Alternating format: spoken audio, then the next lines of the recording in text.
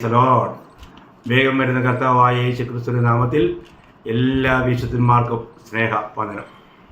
കർത്താവിൻ്റെ കൃപയാൽ ഒരു ദിവസം കൂടി കർത്താവ് നമുക്ക് ദാനമായിട്ട് തന്നു. ഓരോ ദിവസവും നമുക്ക് എത്ര വിലപ്പെട്ടതാണ്. നമുക്ക് ഓരോ ദിവസത്തിൻ്റെയും സമയത്തിൻ്റെയൊക്കെ കണക്ക് കൊടുക്കേണ്ട ഒരു ദിവസം വരും. അപ്പോൾ നമ്മൾ ആ ന്യായാസനത്തിന് മുമ്പിൽ നിൽക്കുമ്പോഴാണ് നമുക്ക് ലഭിച്ച സമയത്തിൻ്റെ പോലും വില നമ്മൾ മനസ്സിലാക്കുന്നത്.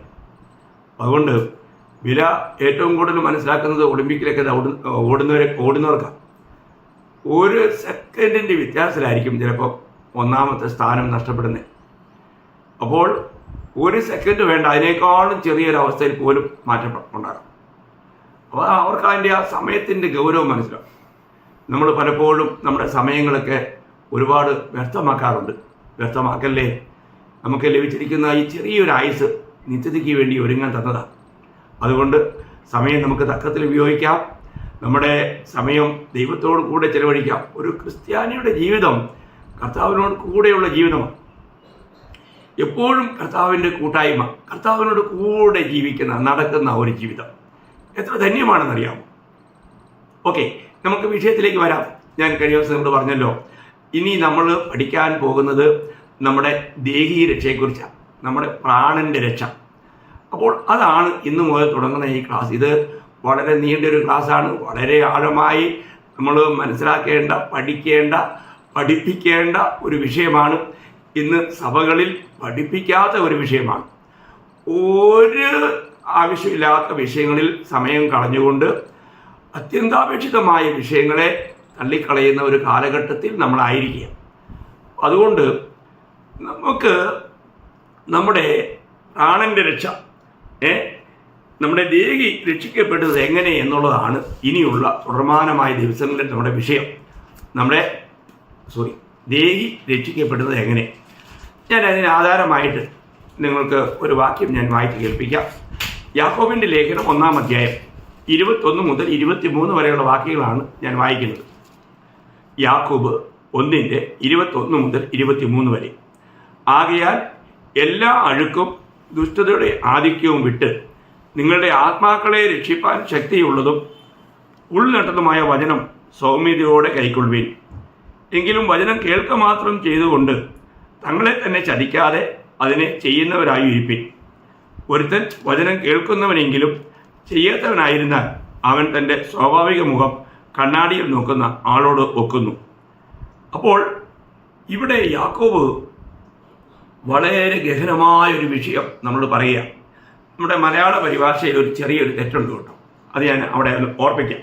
എന്ന് പറഞ്ഞാൽ ആ 21-ാം വാക്യത്തിൽ അവിടെ വായിക്കുന്നത്, ആകയാൽ എല്ലാ അഴുക്കും ദുഷ്ടതയുടെ ആധിക്യവും വിട്ട് നിങ്ങളുടെ ആത്മാക്കളെ രക്ഷിപ്പാൻ എന്നുള്ളിടത്ത് ദേഹിയെ രക്ഷിപ്പാൻ അല്ലെങ്കിൽ പ്രാണനെ രക്ഷിപ്പാൻ എന്നാണ് പറയുന്നത്. അത് നിങ്ങൾ ആ വ്യത്യാസം മനസ്സിലാക്കണം. നമ്മുടെ ആത്മാവ് ഓൾറെഡി രക്ഷിക്കപ്പെട്ടതാണ്. അപ്പോൾ നമ്മുടെ ആത്മാവ് രക്ഷിക്കപ്പെട്ടു. ഇവിടെ പറയുന്ന വിഷയം ദേഹീയ രക്ഷയെക്കുറിച്ചാണ്, നമ്മുടെ പ്രാണന്റെ രക്ഷയെക്കുറിച്ചാണ്. ഇത് വളരെ നമ്മൾ പരിഭാഷയിലൊക്കെ വരുന്ന മറ്റുള്ള പരിഭാഷ, ഈവൻ ഹിന്ദിയിൽ പോലും ശരിക്കാം അതിൻ്റെ പരിഭാഷ, അവിടെയും പ്രാണൻ എന്നാണ്. അപ്പോൾ നമ്മൾ മറ്റ് പരിഭാഷയും കൂടെ ചെക്ക് ചെയ്യുന്നത് നന്നായിരിക്കും. നിങ്ങൾക്ക് വായിക്കുമ്പോൾ തന്നെ രക്ഷിക്കപ്പെട്ടൊരു ദൈവത്തിലാണെങ്കിൽ ഉടനെ നിങ്ങൾക്ക് അതിന് സംശയം ഉണ്ടാവും. കാരണം ചില ശബ്ദങ്ങളിലൊക്കെ അങ്ങനെയുള്ള ചില വ്യത്യാസങ്ങൾ വന്നിട്ടുണ്ട്. ഒരു കാര്യം ഞാൻ പറയാം, ഈ ചില പരിഭാഷയിൽ നമുക്ക് മനസ്സിലാക്കാൻ പ്രയാസമുണ്ട്. നമ്മൾ എബ്രായർ 10:39 വായിക്കുമ്പോൾ ജീവരക്ഷ എന്നാണ് പറഞ്ഞത്. ജീവരക്ഷ എന്ന് പറഞ്ഞിരിക്കുന്നത് പ്രാണന്റെ രക്ഷയെക്കുറിച്ചാണ്. അപ്പം ജീവന്റെ രക്ഷ എന്നുള്ളതും പിന്നെ ദേഹീയ രക്ഷ എന്നുള്ളതും ഒന്ന് തന്നെയാണ്, പ്രാണന്റെ രക്ഷയെക്കുറിച്ചാണ്. അത് നമ്മൾ പ്രത്യേകിച്ച് മനസ്സിലാക്കാം. അപ്പോൾ നമ്മൾ ആ വിഷയത്തിലേക്കൊക്കെ വരും. ഞാനത് ഓർപ്പിച്ചത് മാത്രമേ ഉള്ളൂ. അപ്പോൾ ഇവിടെ നമ്മൾ രക്ഷിക്കപ്പെട്ടുകൊണ്ടിരിക്കുന്ന വർത്തമാനകാല രക്ഷയുടെ കാര്യത്തെക്കുറിച്ചാണ് ഇപ്പോൾ നമ്മൾ സംസാരിച്ചുകൊണ്ടിരിക്കുന്നത്. അപ്പോൾ നമ്മൾ രക്ഷിക്കപ്പെട്ടു, അത് നമുക്ക് ആത്മാവിൽ നടന്നു കഴിഞ്ഞ സംഭവമാണ്. അതിനുവേണ്ടി ഇനി ആരും ഒന്നും ചെയ്യേണ്ടതില്ല. നമുക്ക് നരക ശിക്ഷാവിധിയിൽ നിന്നും അല്ലേ, അതുകൊണ്ടല്ലേ നമ്മൾ റോമർ 8:1 വായിക്കുന്നത്. അതുകൊണ്ട് ഇപ്പോൾ ക്രിസ്തുയേശുവിലുള്ളവർക്ക് ഒരു ശിക്ഷാവിധിയുമില്ല. അപ്പോൾ നമ്മൾ ക്രിസ്തുയേശുവിലായി, നമ്മുടെ ആത്മാവ് രക്ഷിക്കപ്പെട്ടു. അതുകൊണ്ട് രക്ഷ പൂർണ്ണമായോ എന്ന് ചോദിച്ചാൽ ഇല്ല. ഇനിയും രക്ഷയുടെ 2 ഭാഗങ്ങൾ നടക്കണം. അത് നമ്മുടെ ദേഹീരക്ഷയും നമ്മുടെ ശരീരരക്ഷയുമാണ്. ശരീരരക്ഷയെക്കുറിച്ച് ഞാൻ ഇന്നലെ നിങ്ങളെ ഓർപ്പിച്ചു. അപ്പോൾ ഇനി നമ്മൾ ചിന്തിക്കുന്നത്, നമ്മൾക്ക് ആഴമായിട്ട് മനസ്സിലാക്കേണ്ട, നമ്മുടെ ജീവിതത്തിൽ ഏറ്റവും കൂടുതൽ നമ്മൾ ഗ്രഹിക്കേണ്ടതും നമ്മൾ അനുസരിക്കേണ്ടതും നമുക്ക് നിത്യതയ്ക്ക് വലിയ മുതൽക്കൂട്ടായി മാറേണ്ടതുമായ പ്രാണന്റെ രക്ഷയെക്കുറിച്ചാണ്. നമ്മുടെ ജീവന്റെ രക്ഷ, പ്രാണന്റെ രക്ഷ, ദേഹി രക്ഷ എന്ന് പറയുന്ന ഈ 3 കാര്യം ഒന്ന് തന്നെയാണ്. അപ്പോൾ അത് ചില ശബ്ദങ്ങളിൽ ചിലർക്ക് മനസ്സിലാക്കാൻ പ്രയാസമുള്ളതുകൊണ്ട് ഞാൻ എടുത്തു പറഞ്ഞെന്ന് മാത്രമേ ഉള്ളൂ. അപ്പോൾ ഇത് നമ്മളിൽ ഓരോ ദിവസവും നടന്നുകൊണ്ടിരിക്കേണ്ട ഒരു കാര്യമാണ്. അപ്പോൾ ഇവിടെ യാക്കോബ് പറയുന്നതാണ്, ആകയാൽ എല്ലാ അഴുക്കും ദുഷ്ടതയുടെ ആധിക്യവും വിട്ട്. അപ്പൊ ഇതൊക്കെ വിടണം. ആര് വിടണം? രക്ഷിക്കപ്പെട്ട നമ്മൾ വിടണം. നമ്മളിൽ ഇങ്ങനെയുള്ള കുറവുകളുണ്ട്, അതുപോലും പലർക്കും അറിഞ്ഞുകൂടാ. അപ്പം നമുക്ക് ദൈവത്തിന് യോഗ്യമല്ലാത്ത, ദൈവത്തിന് ഹിതമല്ലാത്ത അനേക കാര്യങ്ങൾ ഇന്നും നമ്മളിലുണ്ട്. നമ്മുടെ പ്രാണനിലും നമ്മുടെ ഈ ശരീരത്തിലും ഉണ്ട്. അപ്പം ഇത് വളരെ വ്യക്തമായിട്ടും നമ്മൾ മനസ്സിലാക്കണം. അതുകൊണ്ട് ഞാനൊരു കാര്യം ഒന്നുകൂടെ, നമ്മൾ പത്രോസിന്റെ 1-ാം ലേഖനം 2-ാം അധ്യായം അതിൻ്റെ 2-ാം വാക്യത്തിൽ 1-ാം വാക്യത്തിൽ 1 പത്രോസിന്റെ 1-ാം ലേഖനം 2-ാം അധ്യായം 1-ാം വാക്യം ഞാൻ വായിക്കാം. ആകയാൽ സകല ദുഷ്ടതയും എല്ലാ ചതിവും വ്യാജഭാവവും അസൂയയും എല്ലാ നുണയും നീക്കിക്കളഞ്ഞ്, കണ്ടോ, നീക്കിക്കളയണം. ആര്? രക്ഷിക്കപ്പെട്ട നാം ഓരോരുത്തരും. അപ്പോൾ ഇവിടെയും നമ്മൾ മനസ്സിലാക്കേണ്ടത്, ആകയാൽ സകല ദുഷ്ടതയും നോക്കണം. ദുഷ്ടൻ, ദൈവഹിതത്തിന് നിരക്കാതെ ജീവിക്കുന്ന ആ എല്ലാ ദുഷ്ടതയും ദുഷ്പ്രവൃത്തികളും നമ്മളിൽ നിന്നും നീക്കിക്കളയണം. ദൈവമക്കളെ, നമ്മൾ രക്ഷിക്കപ്പെട്ടെങ്കിലും ഇന്നും നമ്മൾ ആ പഴയ ജഡത്തിൽ തന്നെയാണ് ജീവിക്കുന്നത്. അതുകൊണ്ട് വീണ്ടും നമ്മളിൽ പല കാര്യങ്ങളും നമ്മളിലേക്ക് വരാൻ, സ്വാധീനിക്കുവാൻ സാധ്യതയുണ്ട്. അപ്പോൾ നമ്മൾ ഓരോ ദിവസവും നമ്മളിൽ സകല ദുഷ്ടതയും എല്ലാ ചതിവും, ഇന്നും വിശ്വാസികൾ പോലും ഏതെല്ലാം രീതിയിലാണ് ചതിക്കുന്നത്. നമുക്കറിയാം, അധിക പങ്കും വിവാഹമൊക്കെ നടക്കുമ്പോഴത്തേക്കും അല്ലേ, എന്തെങ്കിലും കുറവുകളുണ്ടെങ്കിൽ അത് മറച്ചു വയ്ക്കും, അല്ലെ പിന്നെ വിവാഹം നടക്കില്ല. എന്നിട്ട് ചതിച്ചൊക്കെയാണ് അനേക വിവാഹം നടക്കുന്നത്. അതുകൊണ്ടല്ലേ ഇന്ന് വിവാഹമോചനം ധാരാളമായി നടക്കുന്നത്. ഞാനൊരു എക്സാമ്പിളൊക്കെ പറഞ്ഞതേ ഉള്ളൂ. ഏതെല്ലാം രീതിയിലാണ് മനുഷ്യൻ ചതിക്കുന്നത്. ചിലർ വായ്പ മേടിക്കും, ഞാൻ 2 ദിവസം കൊണ്ട് തന്നേക്കാം, 2 വർഷമായാലും തിരികെ കൊടുക്കില്ല. വിശ്വാസികൾ, എത്ര ദുഃഖകരമായ അവസ്ഥയാണ്. അപ്പോൾ പല നിലകളിലാണ് മനുഷ്യനെ ചതിക്കുന്നത്. അപ്പോൾ ഇവിടെ ദൈവത്തിൻ്റെ വചനം പറയുന്നു, നീ രക്ഷിക്കപ്പെട്ട ഒരു വ്യക്തിയാണെങ്കിൽ നിന്നിലുള്ള എല്ലാ ചതിവും, എന്നിട്ട് എല്ലാ ചതിവും വ്യാജഭാവവും, അല്ലേ, വ്യാജഭാവം, നമ്മളില്ലാത്തത് ഉണ്ടെന്നൊക്കെ നടിക്കുന്നവരല്ലേ. നമ്മളെന്തോ വലിയൊരു ആത്മീയരാണെന്ന് നമ്മൾ നടിച്ചുകൊണ്ട് ആത്മീയത ഉണ്ടോ എന്ന് ചോദിച്ചാൽ ഒന്നുമില്ല. ചിലർക്കൊക്കെ ഉള്ള ആത്മീയത പ്രസംഗപീഠത്തിൽ മാത്രമേ ഉള്ളൂ, അല്ലെങ്കിൽ കൂട്ടായ്മകൾക്ക് വരുമ്പോൾ മാത്രമേ ഉള്ളൂ. ഭവനത്തിലായിരിക്കുമ്പോൾ അങ്ങനെയല്ല. എത്ര ദുഃഖകരമാണ്, എന്തെല്ലാം വ്യാജഭാവങ്ങളാണ്. നിങ്ങളൊരു നമ്മൾ ഇല്ലാത്തതിനെ ഒന്ന് ഉണ്ട് എന്ന് നടിക്കുന്നതാണല്ലോ വ്യാജഭാവം. നമ്മളിൽ ഇല്ലാത്തത് എന്തെങ്കിലും ഉണ്ടെന്നാണോ നമ്മൾ നടിക്കുന്നത്? ഞാൻ വലിയൊരു പ്രാർത്ഥനാ മനുഷ്യനാണെന്ന് കാണിക്കുവാൻ, ഞാനൊരു വലിയ പ്രാർത്ഥനക്കാരിയാണെന്ന് കാണിക്കുവാൻ, എനിക്ക് എല്ലാം അറിയാം, വചനമൊന്നും അറിയത്തില്ലേലും എനിക്കെല്ലാം അറിയാം എന്നുള്ളൊരു ഭാവം, വ്യാജഭാവം. ദൈവമക്കളിൽ അത് പാടില്ല പ്രിയമുള്ളവരെ. നമ്മൾ എത്രമാത്രം സിൻസിയറായിരിക്കണം, നമ്മൾ എത്രമാത്രം നിർമ്മലരായിരിക്കണം, കപടത വെടിയണം. അപ്പോൾ എല്ലാ വ്യാജഭാവവും അസൂയയും, എല്ലാ നിലയിലുള്ള അസൂയയും, എന്തെല്ലാം നിലയിലാണ് ജനങ്ങൾ ഉള്ളിൽ അസൂയ വെച്ച് പുലർത്തുന്നത്. അവർ ഒരു വചനം എടുത്ത് പെട്ടെന്ന് വായിച്ചാൽ അവരോട് അസൂയ, ഒരാൾ നന്നായി പാടിയാൽ അവരോട് അസൂയ, മറ്റുള്ളവർ എല്ലാ കൂട്ടായ്മകൾക്കും പോകുന്നെങ്കിൽ അവരോട് അസൂയ, വിവിധ എല്ലാ നിലയിലുള്ള അസൂയ, മറ്റുള്ള ഉയർച്ച കാണുമ്പോൾ അതിൽ അസൂയ അല്ലേ. ജോസഫിന് അപ്പനൊരു വിശേഷ വസ്ത്രം കൊടുത്തു കഴിഞ്ഞപ്പോൾ സഹോദരന്മാർക്ക് അവനോട് അസൂയ തോന്നി. ദാവീദിന് സ്ത്രീകൾ പ്രശംസിച്ചപ്പോൾ ശൗലിന് അവനോട് അസൂയ തോന്നി. ഏതെല്ലാം നിലയിലുള്ള അസൂയ പ്രിയമുള്ളവരെ. നമ്മളൊരു കാര്യം മനസ്സിലാക്കണം, നമ്മുടെ ജീവിതത്തിലും വിശുദ്ധന്മാരുടെ ജീവിതത്തിലും ഇങ്ങനെയുള്ള അസൂയകൾ കടന്നു വരാം. അപ്പോൾ അങ്ങനെ ഏതെങ്കിലും നിലയിലുള്ള അസൂയ ഇന്ന് പലർക്കും ഉള്ളൊരു കാര്യമാണ് അസൂയ. ഈ അസൂയൊക്കെ അവരുടെ ഉള്ളിൽ ഉള്ളതുകൊണ്ട് തന്നെ അവർക്ക് ആത്മീയമായിട്ട് വളരാൻ കഴിയുന്നില്ല, ഇടർച്ചകൾ കൊണ്ടുവരും. ഇതൊക്കെ നമ്മൾ സൂക്ഷിക്കണം. ഇതൊക്കെ നമ്മുടെ പ്രാണന്റെ രക്ഷയെ തകർക്കുന്ന കാര്യങ്ങളാണ്. ഇതൊക്കെ ഭയങ്കരമായിരിക്കുന്ന ചില രോഗങ്ങളാണ്, ചില വിരകളാണ്, ചില കീടങ്ങളാണ്. നമ്മളെ ഇല്ലായ്മ ചെയ്യുവാൻ, നമ്മുടെ ആത്മീയത്തെ കെടുത്തിക്കളയുവാൻ, നമ്മുടെ പ്രാണന്റെ രക്ഷയെ തകർക്കുവാൻ, നിത്യതയിൽ നമ്മളെ ലജ്ജിതരാക്കി മാറ്റുവാൻ കഴിയുന്ന കാര്യങ്ങളാണ്. അപ്പോൾ ഇവിടെ വായിക്കുന്നത് എല്ലാ വിധത്തിലുള്ള അസൂയയും എല്ലാ നുണയും നീക്കിക്കളയണം. എല്ലാ നുണയും.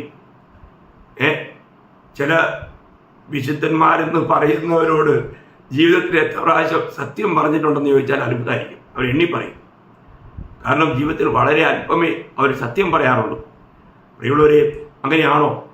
നമ്മൾ സത്യം നമ്മുടെ അരക്കെട്ടല്ലേ? നമ്മൾ യുദ്ധക്കളത്തിലല്ലേ? നമ്മൾ സഹോദരന്മാരോട് കളവ് പറയാൻ പാടുണ്ടോ? അപ്പോൾ നമ്മൾ ചിന്തിക്കണം. അപ്പോൾ ഇന്ന് ഇവയെല്ലാം നീക്കി കളഞ്ഞിട്ട് പത്രോസും ഇവിടെ പറയുന്നത് എന്തുവാണെന്നറിയാമോ? ഇവിടെയും പത്രോസ് പറയുന്നത്, ഇപ്പോൾ ജനിച്ച ശിശുക്കളെ പോലെ രക്ഷയ്ക്കായി വളരുവാൻ വചനമെന്ന മായമില്ലാത്ത പാൽ കുടിപ്പാൻ വാഞ്ചിപ്പിൻ. രക്ഷയ്ക്കായി വളരുവാൻ. ഏത് രക്ഷയാ? നമ്മുടെ ദേഹി രക്ഷ, നമ്മുടെ പ്രാണന്റെ രക്ഷ, നമ്മുടെ ജീവന്റെ രക്ഷ. ഇതിൽ നമ്മൾ വളരണം. ഇത് വളരണമെങ്കിൽ നമ്മൾ വചനമെന്ന മായമില്ലാത്ത പാൽ കുടിച്ചു വളരണം. നമ്മൾ ചിന്തിക്കണം. അപ്പോൾ അതേ കാര്യം തന്നെയല്ലേ ഇവിടെ യാക്കോബ് പറഞ്ഞത്. നമുക്ക് അത് നമ്മൾ ചേർത്തെന്ന് വായിച്ചു എന്ന് മാത്രമേ ഉള്ളൂ. നമ്മൾ ചിന്തിക്കണം. അപ്പൊ ഇവിടെ യാക്കോബ് പറയാണ്, നിങ്ങൾ എന്ത് ചെയ്യണം? നിങ്ങൾ ആകയാൽ എല്ലാ അഴുക്കും ദുഷ്ടതയുടെ ആധിക്യവും വിട്ട് ഞാനിവിടെ ആത്മാക്കളെടുത്ത് പ്രാണെന്ന് വായിക്കുക. നിങ്ങളുടെ പ്രാണനെ രക്ഷിപ്പാൻ ശക്തിയുള്ളതും ഉൾനട്ടതുമായ വചനം സൗമ്യതയോടെ കൈക്കൊള്ളുവിൻ. വചനം നമ്മൾ സൗമ്യതയോടെ കൈക്കൊള്ളുക എന്ന് പറഞ്ഞാൽ നമ്മുടെ ജീവിതത്തിൽ പകർത്തണം, നമ്മുടെ ജീവിതത്തിൽ നമ്മൾ അനുവർത്തിക്കണം, നമ്മുടെ ജീവിതത്തിൽ കൊണ്ടു നടക്കണം, നമ്മുടെ ജീവിതത്തിൽ ആക്കി തീർക്കണം. നമുക്ക് ദൈവവചനം എന്തിനാ തരുന്ന പ്രിയമുള്ളവരെ? 119 സങ്കീർത്തനത്തിന്റെ 4 വാക്യത്തിൽ വായിക്കുന്നത്, നിന്റെ വചനത്തെ കൃത്യമായി ആചരിക്കേണ്ടതിന് നീ അവയെ കൽപ്പിച്ചു തന്നിരിക്കുന്നു. അപ്പൊ കൃത്യമായി ആചരിക്കണം. വചനം എങ്ങനെ തന്നോ അതുപോലെ അനുസരിക്കണം. അത് വലിയ കാര്യമാണ്. നമുക്കതിനകത്ത് നമ്മുടെ ബുദ്ധിയോ യുക്തിയോ ഒന്നും ചേർക്കാൻ പറ്റിയില്ല. സമാഗമന കൂടാരം ഉണ്ടാക്കാൻ മോശയോട് കൽപ്പിച്ചപ്പോൾ യഹോവ കൽപ്പിച്ചതുപോലെ തന്നെ എന്ന് അവിടെ തുടർമാനമായിട്ട് പറയുന്നത് നമുക്ക് കാണാൻ കഴിയും. ദൈവം എങ്ങനെ കൽപ്പിച്ചോ അതുപോലെ. നമ്മുടെ ജീവിതത്തിൽ നമ്മുടെ ബുദ്ധികളോ കഴിവുകളോ ഒന്നും അതിനകത്ത് ആഡ് ചെയ്യാൻ പാടില്ല, കൂട്ടിച്ചേർക്കാൻ പാടില്ല. പ്രത്യേകം ശ്രദ്ധിക്കണേ. അപ്പം ദൈവത്തിൻ്റെ വചനം ഇന്ന് ഉള്ളൊരു വലിയൊരു തെറ്റ് അല്ലെങ്കിൽ കുറവെന്ന് പറഞ്ഞാൽ, ഇന്ന് അനേകരുടെ ഉള്ളിൽ ഈ വചനമില്ല. ഈ വചനം നമ്മുടെ ഹൃദയത്തിലേക്ക് എത്തുന്നില്ല, അത് അപഹരിക്കപ്പെടുന്നു. നമ്മൾ ചിന്തിക്കണം, ഒരു വ്യക്തിയുടെ ജീവിതത്തിൽ, ഒരു വിശുദ്ധന്റെ ജീവിതത്തിലെ മറ്റെല്ലാ ധനത്തെക്കാളും ദൈവത്തിന്റെ വചനം വെള്ളിയേക്കാളും പൊന്നിനേക്കാളും വിലയേറിയതെന്ന ഈ വിലയേറിയ സാധനം നമുക്കറിയാം. കള്ളന്മാർ മോഷ്ടിക്കാൻ വന്നാൽ എന്താ മോഷ്ടിക്കുക? വിലയേറിയ സാധനങ്ങളാണ്. അപ്പോൾ നമ്മുടെ ശത്രുവായ പിശാച് നമ്മളിൽ നിന്ന് മോഷ്ടിക്കുന്നത് എന്താണെന്നറിയാമോ? നമുക്കറിയാം, ലൂക്കോസിന്റെ സുവിശേഷം 8-ാം അധ്യായം 12-ാം വാക്യം, പിശാച് വന്ന് അവരുടെ ഹൃദയങ്ങളിൽ വിധിക്കപ്പെട്ടിരിക്കുന്ന വചനം എടുത്തുകൊണ്ടുപോയി. അത് തന്നെ മർക്കോസ് 4:15 നമുക്ക് വായിക്കാൻ കഴിയും. നമ്മൾ ഒരു കാര്യം മനസ്സിലാക്കണം, നമ്മുടെ ഹൃദയത്തിലിരിക്കേണ്ട നല്ല വചനങ്ങൾ ശത്രു വന്ന് മോഷ്ടിച്ചു കൊണ്ടുപോകും, പിശാച് എടുത്തുകൊണ്ട് പോകാൻ ഇടയാവും.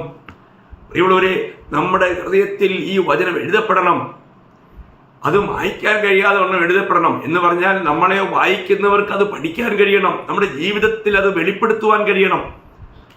ഇന്ന് അനേകരും ദൈവത്തിൻ്റെ വചനത്തെ വെളിപ്പെടുത്തി ജീവിക്കാത്തതാണ് ക്രിസ്തീയതയുടെ ഏറ്റവും വലിയൊരു ഒരു കഷ്ടം.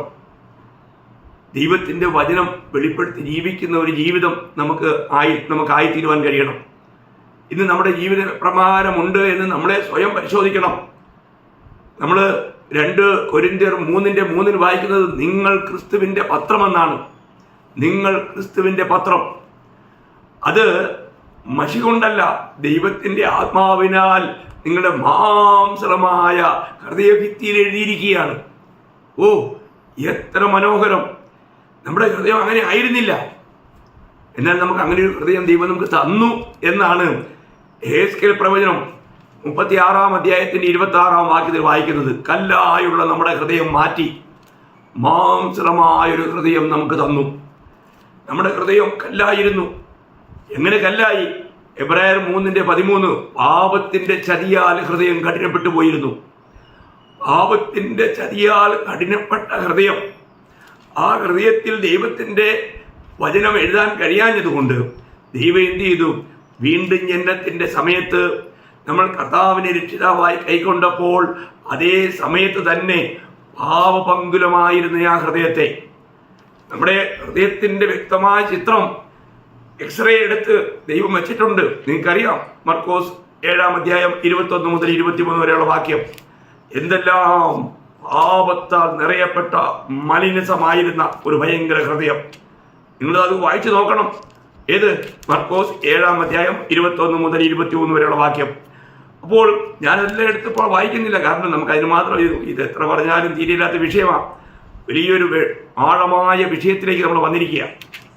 ഞാൻ പറയട്ടെ ദൈവമക്കളെ, നമ്മുടെ ഈ ഹൃദയത്തിൽ ദൈവത്തിൻ്റെ വചനമുണ്ടോ? ഇന്ന് ദൈവത്തിൻ്റെ ആത്മാവിന് നമ്മൾ കേൾക്കുന്ന വചനം എഴുതുവാനായിട്ട് കഴിയുന്നുണ്ടോ? ഞാൻ പല വിശ്വാസികളെയും ശ്രദ്ധിച്ചിട്ടുണ്ട്. അവരോട് ഒരു കഥ പറഞ്ഞ് കേൾപ്പിച്ച വർഷങ്ങൾക്ക് മുമ്പ് പറഞ്ഞ കഥ അവർക്ക് നല്ല ഓർമ്മയാണ്.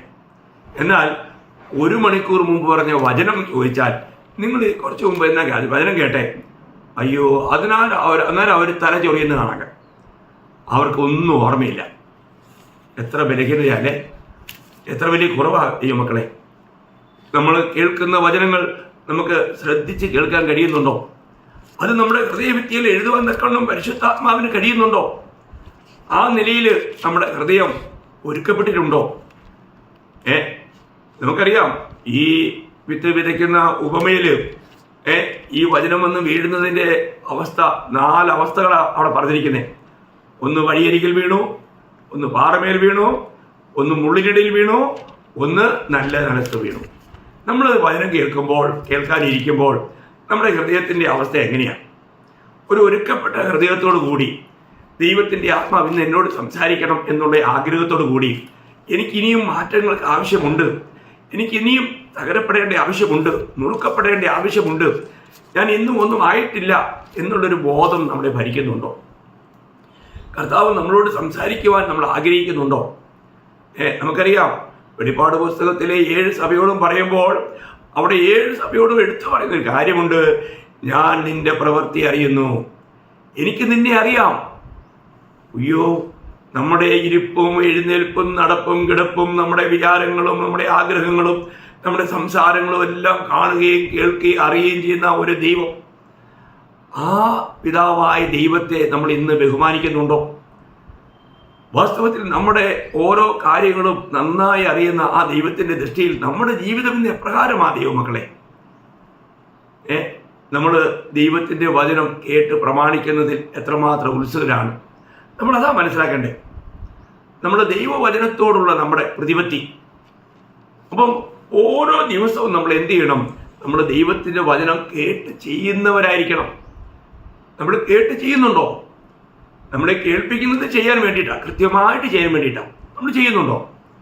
ഈ കഴിഞ്ഞ ദിവസങ്ങളിലെല്ലാം നിങ്ങൾ കൂട്ടായ്മകളിൽ പോയിട്ടുണ്ടാകും, നിങ്ങൾ വചനം കേട്ടിട്ടുണ്ടാകും.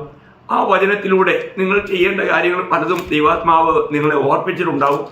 നമ്മൾ ചെയ്യുന്നുണ്ടോ ദൈവമക്കളെ? നമുക്ക് ഓരോ ദിവസവും അത് ചെയ്യണമെന്നുള്ള ഉത്സാഹമുണ്ടോ? അതോ നമ്മൾ പോയി വന്നു ഒരു പട്ടിക രൂപത്തിൽ, അല്ലേ, ഒരു കടമ, നമ്മളൊരു കടമ നിർവഹിച്ചു, നമ്മൾ പോയി വന്നു, കൂട്ടായ്മയ്ക്ക് പോയി വന്നു, അതിനപ്പുറം ഇന്ന് പലർക്കും ഇല്ല.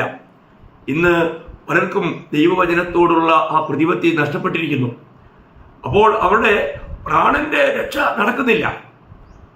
അവര് പ്രാണനിൽ ഇന്നും വളരെ ബലഹീനരായി മാറിക്കൊണ്ടിരിക്കുന്നു. ഇന്നും അനേക നിലയിലുള്ള അഴുക്കുകൾ അവരുടെ ഉള്ളിലുണ്ട്. അയ്യോ, അങ്ങനെ ഒരു അവസ്ഥയിൽ എങ്ങനെ നമ്മൾ ഈ രക്ഷ പ്രാപിക്കും?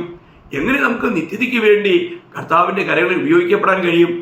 ദൈവത്തിന് നമ്മളെ ഉപയോഗിക്കാൻ കഴിയും?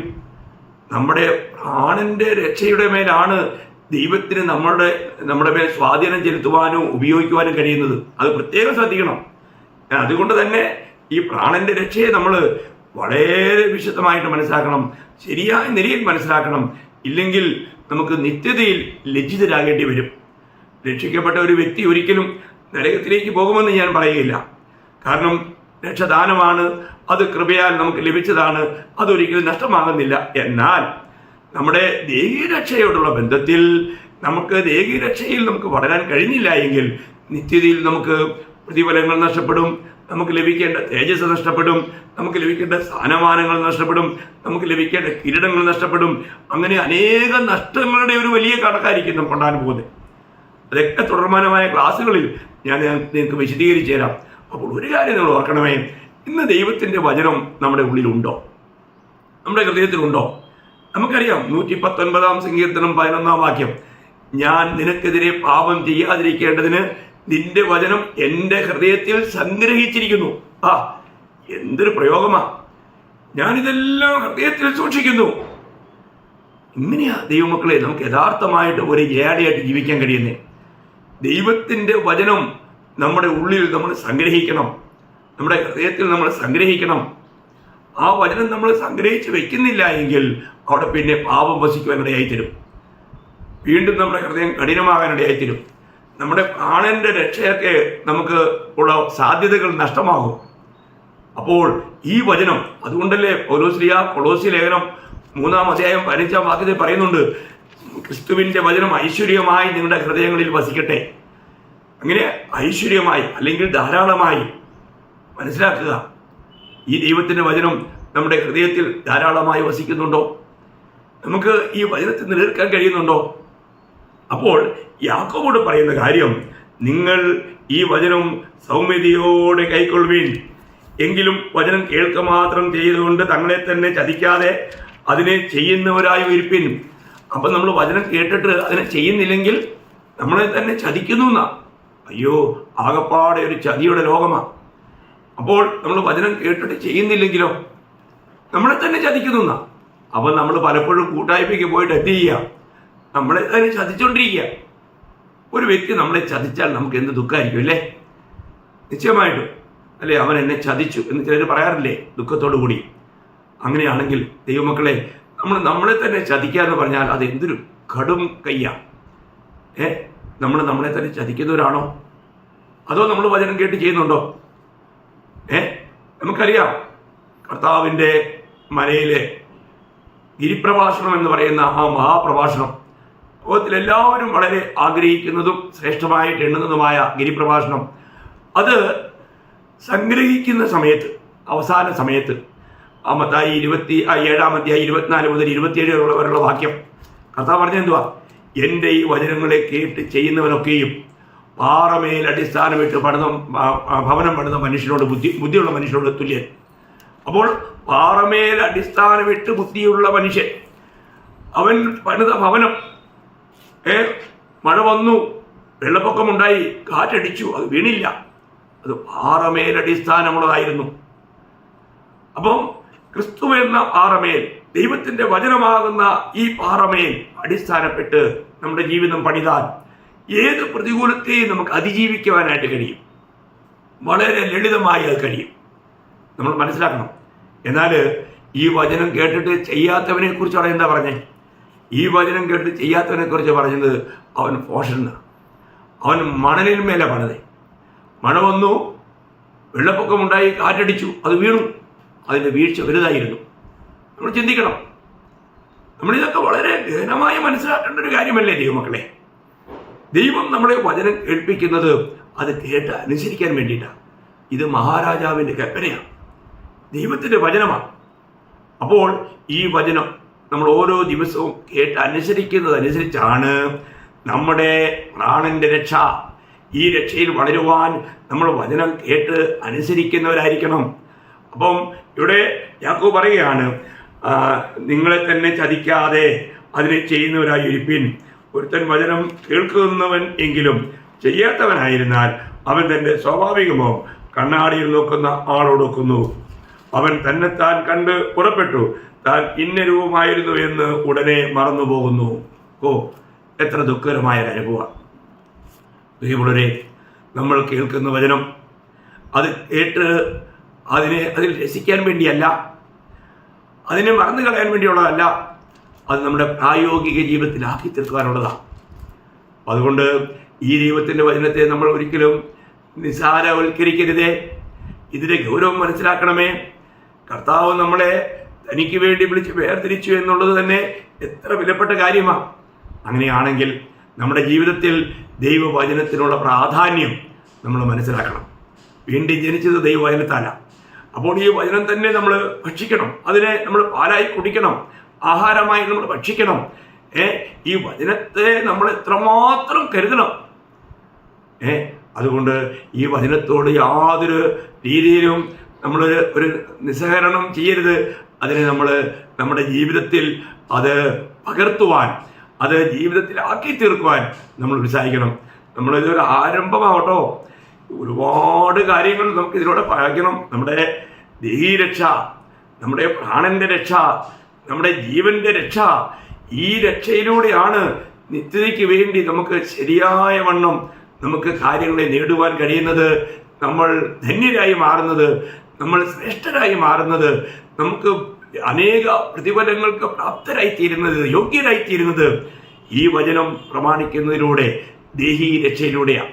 അതുകൊണ്ട് ഈ ദേഹീ രക്ഷ എന്ന വിഷയം, നമ്മൾ എങ്ങനെയാണ് ദേഹീ രക്ഷ, അതെങ്ങനെ നമുക്ക് സാധിക്കാം, അതിലൂടെയുള്ള നേട്ടങ്ങൾ, ഇതാണ് ഇനി നമ്മൾ തുടർമാനമായിട്ട് ചില ദിവസങ്ങൾ പഠിക്കാൻ പോകുന്നത്. ദൈവം നിങ്ങളെ അതിനുവേണ്ടി സഹായിക്കട്ടെ. കേൾക്കുന്ന വചനങ്ങളെ നമുക്ക് വചനത്തോടുള്ള താല്പര്യം, വചനം പ്രമാണിക്കുന്നതിന് വേണ്ടിയുള്ള ഉത്സാഹം, കർത്താവിന് വേണ്ടിയുള്ള വിശപ്പും ദാഹവും നമ്മളിൽ വർദ്ധിച്ച് നമുക്ക് സ്ഥാനീരൂപരായി തീരുവാൻ, അവനെ തിന്നുന്നവൻ അവൻ പോലും ജീവിക്കും. അപ്പം നമ്മൾ എന്ത് തിന്നുന്നോ നമ്മൾ അതായിത്തീരും. നമുക്ക് ദൈവവചനം ധാരാളമായി ഭക്ഷിക്കാം. അതിനെ നമുക്ക് ഒരിക്കലും നഷ്ടമാക്കാതെ നമുക്ക് ചേർത്ത് നിർത്താം. കർത്താവിൻ്റെ വരവിന് വേണ്ടി ഒരുങ്ങുവാനും ഒപ്പം തന്നെ ദേഹീ രക്ഷയിലൂടെ ഏറിയ പ്രതിഫലത്തിന് പാത്രമായി തീരുവാനും ഈ വചനം കേട്ട എല്ലാവരെയും കർത്താവ് സഹായിക്കട്ടെ. കർത്താവിൻ്റെ നാമം മാത്രം മഹത്വപ്പെടട്ടെ. എല്ലാ മഹത്വവും കർത്താവിനെ അർപ്പിക്കുന്നു. ആമേൻ.